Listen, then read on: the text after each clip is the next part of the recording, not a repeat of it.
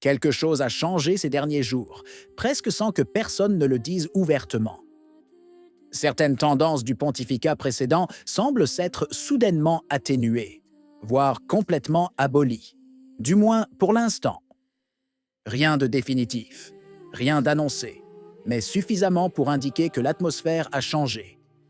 Et ce qui s'est passé cette semaine pourrait marquer un tournant dont nous n'avons pas encore saisi toute la portée. Restez avec nous jusqu'au bout. Le pape est rentré à Rome après son voyage en Turquie et au Liban, un itinéraire court mais très chargé, qui a offert au monde les premières coordonnées réelles du nouveau pontificat. Ce sont des jours intenses et décisifs, où le nouveau pontificat révèle ses premiers signes, souvent plus subtils qu'il n'y paraît. Et c'est précisément dans ce contexte que se manifestent des signes qui méritent une attention particulière. Le nouveau pontificat démontre quelque chose que beaucoup n'attendaient pas. Non pas un élan révolutionnaire, non pas un geste spectaculaire de rupture, mais une fermeté silencieuse qui, précisément parce qu'elle n'est pas ostentatoire, a beaucoup plus de poids. Deux questions qui avaient suscité des tensions croissantes ces dernières années ont été abordées presque simultanément, et ce n'est pas un hasard. La première concerne le mariage, la seconde, le diaconat féminin. Deux questions autour desquelles le débat ecclésial était devenu si vif qu'il frôlait la division interne. Et maintenant, avec ce style sec devenu la marque de fabrique de Léon, les deux éléments sont ramenés à des coordonnées plus claires, mais non totalement résolues. Et c'est précisément cette ambiguïté résiduelle, cette zone grise qui demeure ouverte, qui génère aujourd'hui les plus fortes tensions. Concernant le mariage, la doctrine de la foi rappelle l'essentiel. L'Église n'entend par ce nom que l'union entre un homme et une femme. Une affirmation simple et directe, longtemps considérée comme allant de soi, qui allait devenir par la suite un champ de bataille entre lecture pastorale et interprétation théologique. Pourtant, même dans ce cas précis, rien n'a été présenté comme définitif. Le texte se contente d'énoncer ce que l'Église a toujours cru, mais évite délibérément d'aborder en détail les questions les plus controversées apparues ces derniers temps. Et ce choix a une implication claire. Il a été décidé de rétablir un point fixe, sans pour autant clore formellement la discussion. Une décision prudente? Une stratégie? Ou simplement la conscience que le pontificat ne peut se permettre, dès le départ, de mettre le feu à un terrain déjà explosif? Il n'y a pas de réponse claire, et c'est précisément pourquoi le document continue de susciter le débat. Ceux qui espéraient une position plus nuancée ont été déçus. Ceux qui souhaitaient une condamnation explicite ont trouvé le texte trop subtil. Ce qui aurait dû être une clarification engendre donc un sentiment de malaise. Le principe est sûr, certes, mais l'avenir reste loin d'être certain. Le résultat de la troisième commission sur le diaconat féminin était beaucoup plus clair, du moins sur le plan descriptif. 3 commissions réunies sous le pontificat précédent, 3 conclusions identiques. Il est impossible de conférer les ordres sacrés aux femmes. Non pas une opinion, non pas une affirmation, mais une observation formulée après examen d'arguments historiques, théologiques et liturgiques.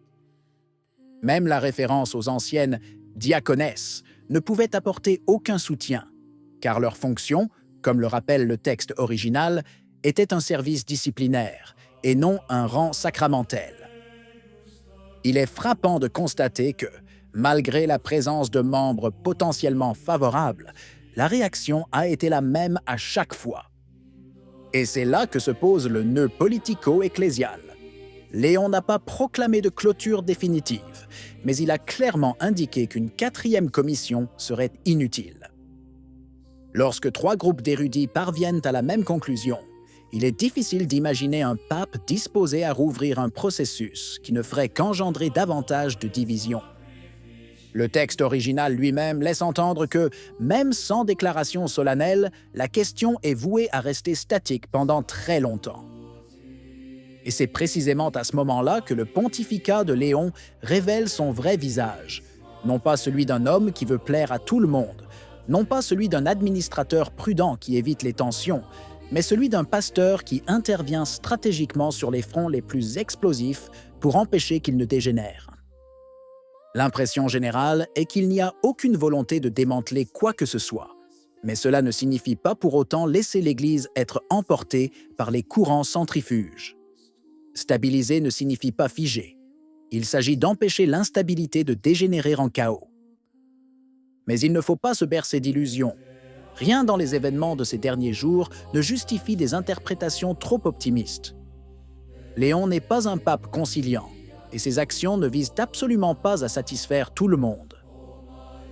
En effet, c'est précisément sa sobriété qui alarme ceux qui espéraient ou craignaient des changements radicaux.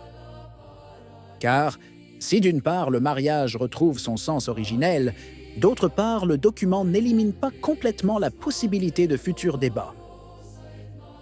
Et le diaconat féminin se voit opposer un triple refus, sans qu'aucune déclaration dogmatique ne vienne clore définitivement le débat. Les décisions prises jusqu'ici ont certes éteint l'incendie, mais les braises persistent, et chacun le sait. Voilà ce qui crée la tension. Non pas la dureté, mais la précision. Non pas la conclusion, mais l'élimination des raccourcis. Non pas la révolution, mais le fait que les attentes de certains milieux, progressistes ou autres, aient été contredites discrètement, sans affrontement, sans donner l'impression de vouloir commettre un acte idéologique. Pour l'instant, l'Église maintient son équilibre. Mais cet équilibre repose sur des fondements fragiles, et la manière dont Léon XIII abordera les questions à venir, la synodalité, le rôle des laïcs, la liturgie traditionnelle, dépendra précisément de ce qui apparaît aujourd'hui le plus évident. Le désir d'éviter de sacrifier la vérité pour préserver la paix, mais aussi d'éviter des guerres inutiles que l'Église ne peut se permettre. D'une certaine manière, ce pontificat commence là où le précédent avait laissé des zones d'ombre. Non pas en faisant table rase du passé, non pas par un acte de force, mais par un geste chirurgical. Relâcher la pression, ramener les problèmes à leur essence même, laisser la doctrine elle-même, et non les luttes internes, dicter le rythme de l'avenir. Si vous ressentez le besoin de retrouver la paix, la beauté et la profondeur d'une foi authentique, laissez-vous accompagner par le chant grégorien. Visitez Fides et Traditio. Vous y trouverez des voix, des prières et des sons qui ramèneront votre cœur au silence de Dieu. Le lien se trouve dans la description. Qu'en pensez-vous? Si la vidéo vous a plu, laissez un commentaire. Amen. Que Dieu vous bénisse.